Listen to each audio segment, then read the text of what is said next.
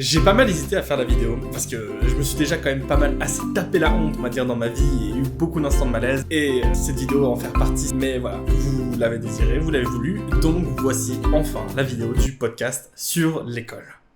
Hey, je sais pas si vous avez remarqué, il y a plein de trucs chelous à l'école. On pourrait déblatérer des heures et des heures pour parler de l'école, mais on va essayer de garder un minimum de sujets. On pourrait commencer par les profs, par exemple. Non mais, les profs, vraiment.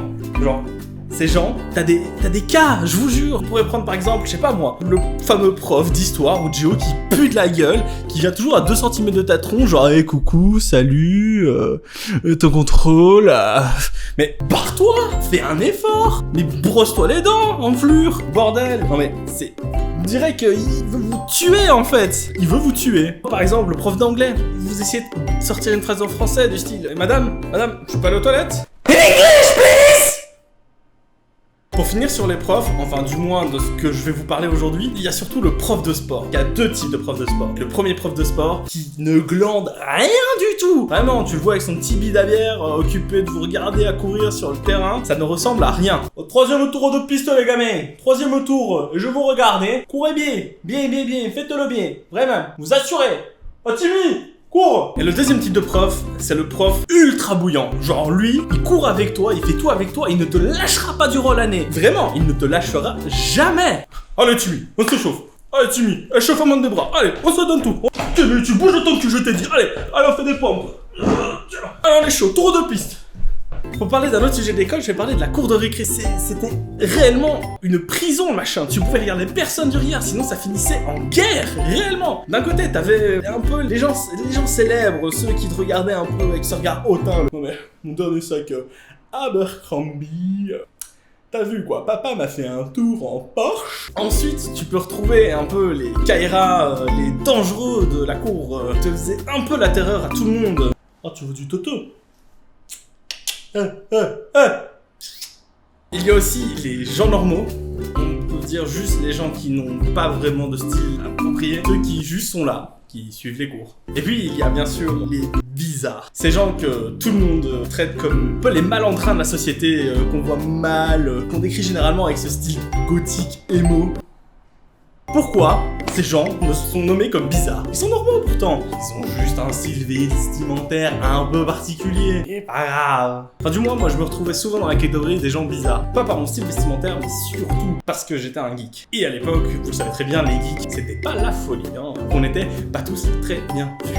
En parlant de la cour de récré, tu avais toujours une certaine partie de tous ces groupes qui se retrouvaient aux toilettes pour aller fumer généralement. Et quand tu rentrais dans les toilettes, c'était un peu... T'avais souvent le groupe des gens qui fumaient au fond des toilettes, devant les cabines, t'osais jamais y aller. Et puis t'avais surtout les guetteurs, comme on les appelle. Ces gens qui attendent devant la porte ouverte, et qui te regardent comme ça. Si, tu peux rentrer. Non, tu peux rentrer. Rentre.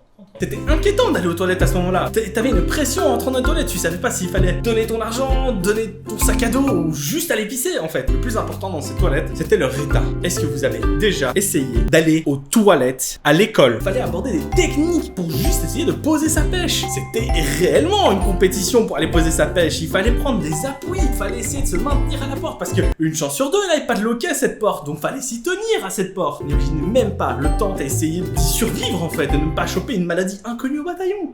Pour revenir sur un sujet un peu plus appétissant que les toilettes, on va parler des repas à l'école. On va quand même d'abord se focaliser sur les distributeurs. T'as une chance sur 2, t'avais soit ta pièce qui restait bloquée, soit tu chopais un truc périmé, ou soit le truc que t'avais envie n'était pas disponible. Genre les petits chips super bons, t'en avais jamais. Alors que les chocolats dégueulasses qui étaient là, tu n'avais que ça en fait. Fallait te nourrir de nourriture périmée. Ou soit tu attendais tellement le midi pour manger le sandwich que te préparait ou que ta maman te préparait peut-être. Ou si tu n'avais pas l'occasion de pouvoir avoir des tartines à midi, que tu prennes des tartines à l'école et que tu te retrouvais soit avec un jambon beurre, un fromage beurre, ou si t'avais de la chance avec un fromage jambon beurre. Pour terminer et pour clore ce sujet de l'école, je vais parler des devoirs. Moi je faisais plutôt partie de ceux qui ne les faisaient pas.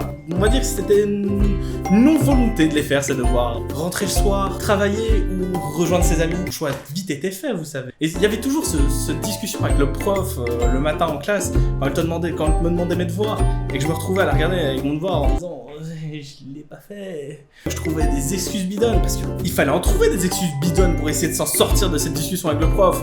Moi à chaque fois j'avais l'excuse simple, c'est demande à League of Legends. Cette vidéo est finie. Un grand merci de l'avoir regardée. Vous étiez nombreux à la demander. C'est même pour ça que vous avez atteint le palier des 75 subs assez vite. On se retrouve le lundi, le mercredi et le vendredi sur Twitch de 8h à 15h. Que dire de plus? Ciao!